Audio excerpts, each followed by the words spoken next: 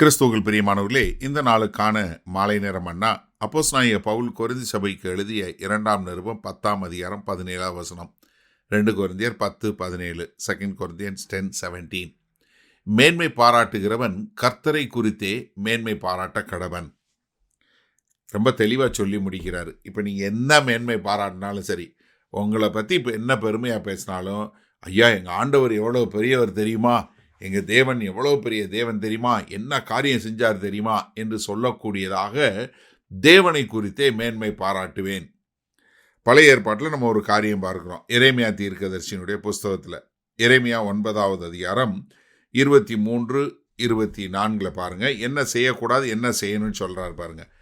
ஞானி தன் ஞானத்தை குறித்து மேன்மை பாராட்ட வேண்டாம், பராக்கிரமன் தன் பராக்கிரமத்தை குறித்து மேன்மை பாராட்ட வேண்டாம், ஐஸ்வர்யவான் தன் ஐஸ்வர்யத்தை குறித்து மேன்மை பாராட்ட வேண்டாம். 3 காரியம். 1 ஞானவான், 2வது வல்லம பராக்கிரமம் உள்ளவன், 3வது ஐஸ்வர்யம். இன்றைக்கு சமுதாயத்தில் உள்ள பார்க்கக்கூடிய 3 காரியமும், 1 பெரிய ஐஸ்வர்யவான்னு மேன்மை பாராட்டுறவன், 2வது இருக்கிறதுலே நான் தான் பவர்ஃபுல்லு, 3வது யார் இருக்கிறதுலே நான் தான் யானை. இது 3ஐயும் செய்யாதன்னு சொல்லிட்டு என்ன செய்யணும்னு சொல்கிறார் 24 அவசரமாக. மேன்மை பாராட்டுகிறவன் பூமியிலே கிருபையையும் நியாயத்தையும் நீதியும் செய்கிற கர்த்தர் நான் என்று என்னை அறிந்து உணர்ந்திருக்கிறதை குறித்தே மேன்மை பாராட்ட கடவன். எப்படி? பூமியில் எல்லாத்தையும் செய்கிறவர் கர்த்தர் தான் என்று அறிந்து உணர்ந்திருக்கிறத, நான் அறிந்த கர்த்தர் தான் எல்லாம் செய்கிறேன், அறிந்து உணர்ந்து மேன்மை பாராட்ட கடவன் என்று கர்த்தர் சொல்லுகிறார். இவைகளின் மேல் பிரியமாய் இருக்கிறேன் என்று கர்த்தர் சொல்லுகிறார். நம்ம பார்க்கிறோம், தானியேல் புஸ்தகத்தில் நேபுகாத்நேச்சரை பார்க்குறோம். நேபுகாத்நேச்சர் பெரிய ஒரு அதிசயம், அந்த நாட்களில் உலக அதிசயம் என்று சொல்லக்கூடியதா அந்த தொங்கும் தோட்டம், அந்த மகா பெரிய பாபிலோனை கட்டி முடித்ததுக்கப்புறம் என்ன சொல்கிறாரு, நான் கட்டிய இந்த மகா பெரிய பாபிலோன் என்று இருதயத்தில் சொல்லி கொண்டு இருக்கும்போதே அவர் என்ன பண்ணுறாரு, ஒரு மாடை போல புல்லு திங்கிறவராக போயிடுறாரு. அதுக்கப்புறம் தான் அதை உணர்ந்ததுக்கு பின்பாக என்ன சொல்கிறாரு, பூமியில் இருக்கிற எல்லா தேவர்களை காட்டிலும் இவர்தான் உண்மையான தேவன் என்று அறிவிக்கக்கூடியதா. அதனால தான் இங்கே எரேமியாவில் சொல்லும்போது என்ன சொல்கிறாரு, நீ உன் ஐஸ்வர்யத்தை குறித்து மேன்மை பாராட்டாத, உன்னுடைய பராக்கிரமத்தை குறித்து மேன்மை பாராட்டாத, உன்னுடைய ஞானத்தை குறித்து மேன்மை பாராட்டாத, எதை மேன்மை பாராட்டு, கர்த்தரை அறிந்து உணர்ந்து இருக்கிறேன் என்று சொல்லி கர்த்தரை மேன்மை பாராட்டக்கூடியதாக. அதனால தான் கொரிந்தி சபைக்கு எழுதிய 1 கொரிந்தியர் 1வது அதிகாரம் 30வது வசனம், தமிழில் இங்கிலீஷில் 31வது வசனம், அந்தபடி நீங்கள் அவராலே கிறிஸ்து இயேசுவுக்குட்பட்டிருக்கிறீர்கள் என்று எழுதியிருக்கிறபடி மேன்மை பாராட்டுகிறவன் கர்த்தரை குறித்தே மேன்மை பாராட்டத்தக்கதாக. எது? எந்த ஒரு மேன்மை பாராட்டுதலும் எதை குறிச்சிருக்கணும், கர்த்தரை குறித்ததாக இருக்க வேண்டுமெளிய ஒரு தனி மனிதனை குறித்ததாக அல்ல. சரி, இந்த நாளில் இந்த வசனத்தை நம்ம எப்படி எடுத்துக்கொள்வது?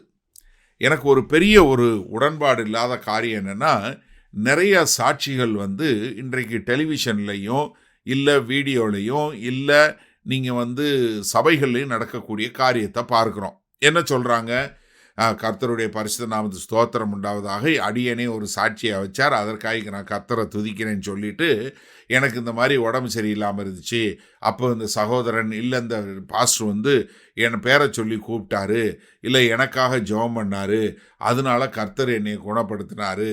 இப்போ என்னென்னா, இதை பூராமே என்னமா பண்ணிட்டாங்க, வழக்கமாக வச்சுட்டாங்க. இப்போ ஏதாவது ஒரு கூட்டத்துக்கு போனீங்க, இல்லை ஏதாவது ஒரு பெரிய சபைக்கு போனீங்கன்னா, அவங்க சாட்சி சொல்கிறதா இருந்தால் அந்த ஊழியரையும் அந்த ஊழியத்தை குறித்து தான் நீங்கள் சாட்சி சொல்லணும். இன்றைக்கி நிறைய டெலிவிஷன் ப்ரோக்ராம் பாருங்கள், ஐயோ நாங்கள் கண்ணீரோடு ஜெபிக்கிறோம் அப்படின்ன உடனே அந்த சகோதரன் கண்ணீரோடு ஜெபிச்சாரு, அப்போவே கர்த்தர் என்னையை தொட்டாரு. என்ன இதில் எங்கே மேன்மை பாராட்டல் யாருக்கு இருக்குது? தயவுசெய்து சிந்திச்சு பாருங்கள். ஒருவேளை நீங்கள் சாட்சி சொல்கிறவங்களா இருந்தால், இல்லை ஒருவேளை சாட்சியை ஒளிபரப்புறவங்களா இருந்தால், இப்படிப்பட்ட ஒரு கெட்டதை செய்கிறவங்களா இருந்தால் நீங்கள் மனம் திரும்பணும். ஏன்னா மேன்மை பாராட்டல் எதை குறிச்சிருக்கணும், தேவனை குறித்து தான் இருக்கணும். தேவன் எப்படி காரியங்களை செய்கிறாரு, இந்த தேவனாகிய கர்த்தர் எப்படி செய்கிறாருன்னு சொல்லி கர்த்தரை குறித்து மேன்மை பாராட்டக்கூடியதாக. அப்போ என்னென்னா, நான் கர்த்தருக்கு சாட்சி சொல்கிறேன்னு சொல்லிட்டு அந்த சாட்சியை திருடக்கூடியவங்க தான் இன்னைக்கு ஜாஸ்தி. என்ன, அந்த தங்களுக்கு பிடிச்ச மாதிரி அந்த ஊழியக்காரரையும் மற்றவங்களையும் சொல்லக்கூடியது. ஒரு சில கூட்டத்தில் நன்றி சொல்லும்போது நிறைய நன்றி சொல்லுவாங்க. நான் ஒரு காலம் யாருக்கும் நன்றி சொன்னதே இல்லை. கர்த்தர் எல்லாரையும் இப்போ உபயோகப்படுத்தினார், உங்கள் எல்லாருக்கும் நன்றி, அவ்வளோதான், முடிஞ்சு போச்சு. அப்போ என்னன்னா, என்னுடைய மேன்மை பாராட்டுறது எதை குறிச்சிருக்கணும்? தேவனாகிய கர்த்தரை குறித்தே இருக்க வேண்டும். இப்போ உங்களுடைய மேன்மை பாராட்டல் யாரை குறிச்சிருக்கு? கர்த்தரை குறித்து இருக்கிறதா? அப்படி இல்லைன்னா மனம் திரும்புங்க. வல்ல பிதாவே, இதை எங்களுடைய மேன்மை பாராட்டல் இல்லை எங்களுடைய சாட்சிகள் அது ஒரு மனிதனை புகழ்கிறதா இல்லை தேவனை மேன்மை பாராட்டுகிறதா? ஒருவேளை நாங்கள் அப்படி செய்கிறவங்களாக இருந்தால் தயவு செய்து எங்களை மன்னித்து இதை எங்களுடைய சாட்சிகளும் எங்களுடைய காரியங்களும் உம்மை மேன்மை பாராட்டுதலாக இருக்க எங்களை ஒப்பு கொடுக்கிறோம். மீட்பெரும் இரட்சகருமாகிய இயேசு கிறிஸ்துவின் மூலம் பிதாவே, ஆமேன். கர்த்தர் உங்களை ஆசீர்வதிப்பாராக. நாம் நாளை காலை தினசரி தியானத்தில் சந்திப்போம். Good night.